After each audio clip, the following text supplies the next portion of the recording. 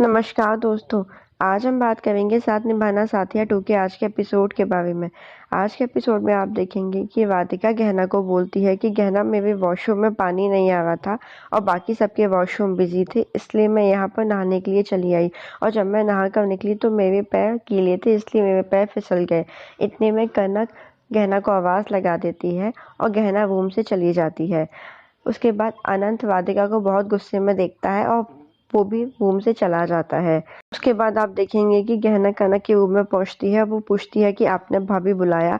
तब हेमा बोलती है कि हाँ, एक काम करो, कनक भाभी की साड़ी में पिन लगा दो। तो वादिका कनक बहन की साड़ी में पिन लगाने लग जाती है। तब कनक भाभी उनसे पूछती है कि गहना, तू अभी तक तैयार नहीं हुई? तूने इतना अच्छा पंडाल सजाया है सरस्वती पूजा के लिए, तू तैयार क्यों नहीं हुई?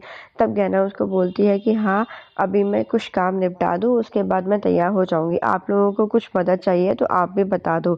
तब हेमा उसको बोलती है कि तू क्या मेरी मदद करेगी? तू एक काम कर, वादिका को बुला ला, हमने सुना है कि उसको फौरन का मेकअप करना आता है।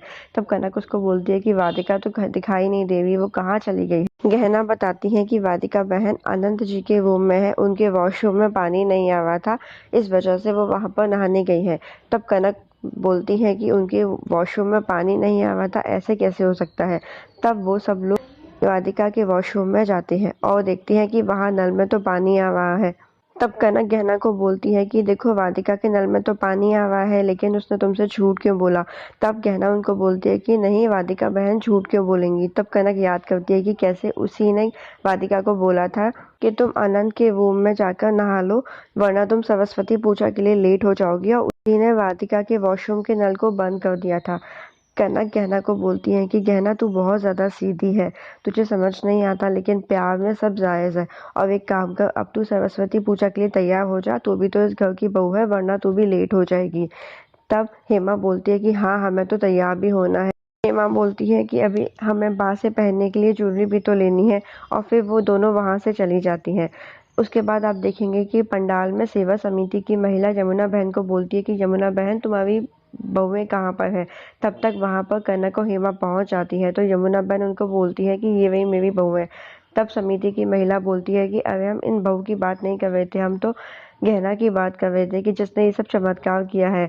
उसने एक ही रात में इतना अच्छा पंडाल सजा लिया, समझ नहीं आ रहा, आपकी बहू तो बहुत ज्यादा होनहार है। ये सुनकर कनक और हेमा को बहुत ज्यादा बुरा लग जाता है।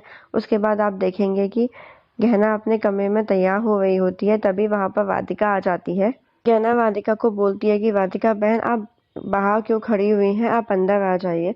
तब वादिका उसको बोलती है कि एक्चुअली मेरा हेयर ड्रायर वॉशरूम में रह गया है, मैं बस वही लेने आई हूँ। उसके बाद वो वॉशरूम से अपना हेयर ड्रायर ले आती है। उसके बाद वादिका देखती है कि गहना के बाल तो गीले हैं, तो वो गहना को बोलती है कि गहना, तुम्हारे बाल तो गीले हैं, एक काम करो, तुम इस ड्रायर से अपने बाल को सुखा लो। तब गहना बोलती है कि नहीं नहीं, मुझे ज़रूरत नहीं है, और वैसे भी वादिका बहन, मुझे ये यूज़ करना नहीं आता है।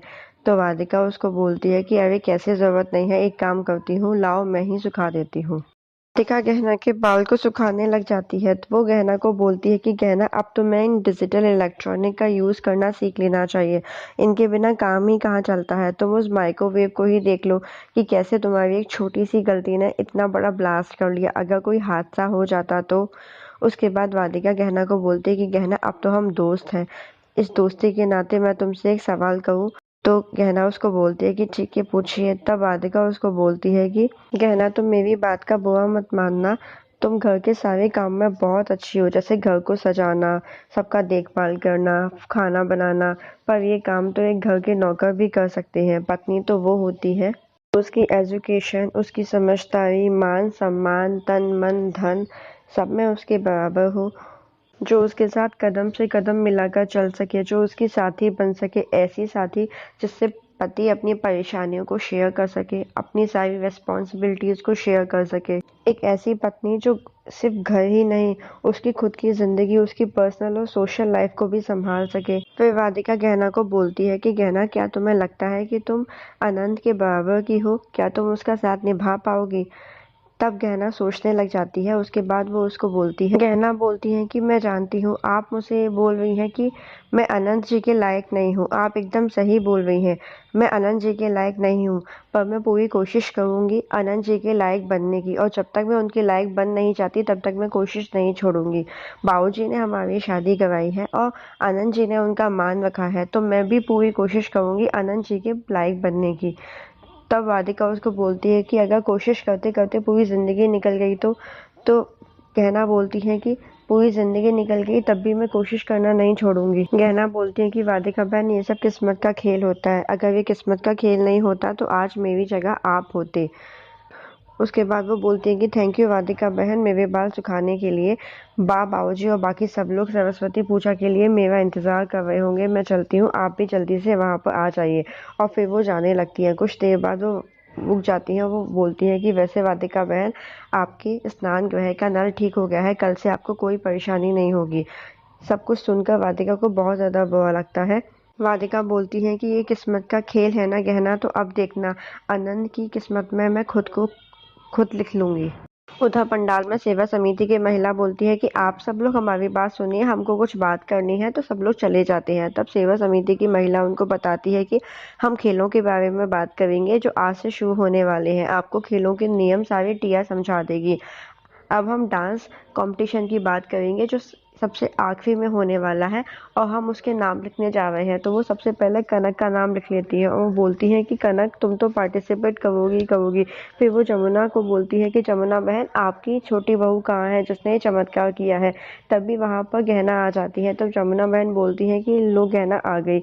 तो समिति की महिला बोलती है कि हम गहना का भी डांस कंपटीशन में नाम लिख लेते हैं। तो गहना मना करने लग जाती है कि नहीं, उसने कभी डांस किया नहीं है, उसने कभी स्कूल में भी डांस नहीं किया है।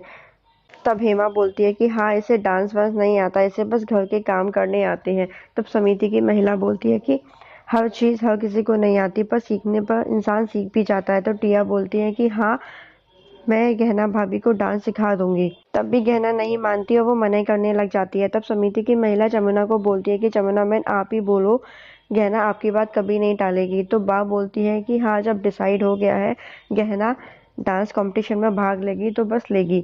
उसके बाद समिति की महिलाएं गहना का नाम लिख लेती हैं। तभी वहां पर राधिका आ जाती है।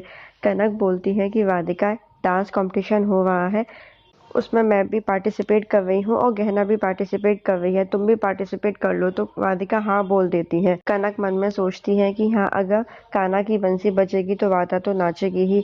उसके बाद पंडाल में ढोल नगाड़ों की आवाज़ें सुनाई देती हैं। तो सब लोग बहुत ज़्यादा खुश हो जाते हैं। माँ बोलती है लगता है माता रानी की मूर्ति आ गई है, अब हम सब मिलकर इस मूर्ति को स्थापित करेंगे और इस मूर्ति को हमारे घर की बहू स्थापित करेगी। तो कनक बहुत ज़्यादा खुश हो जाती है और वो आगे आने लग जाती है। तब बाप बोलती है कि इस मूर्ति को स्थापित करेगी गहना बहू, जिसने इस पंडाल को स्थापित किया है वही माता रानी की मूर्ति को भी स्थापित करेगी। ये सुनकर कनक और हेमा को तो बहुत ज़्यादा बुरा लग जाता है, पर अनंत बाबूजी बहुत खुश हो जाते हैं। उसके बाद आप देखेंगे कि अनंत और गहना मिलकर सरस्वती माँ की मूर्ति की स्थापना कर देती हैं। कनक बहुत ज़्यादा गुस्से में होती हैं। तभी उनके पास हेमा आती है और उनको बोलती है कि कनक बहन, हमारा सारा प्लान तो फेल होता जा रहा है। हमने तो प्लान बनाया था जिससे गहना की इज्जत कम हो जाए, यहाँ तो उसका मान सम्मान बढ़ता जा रहा है।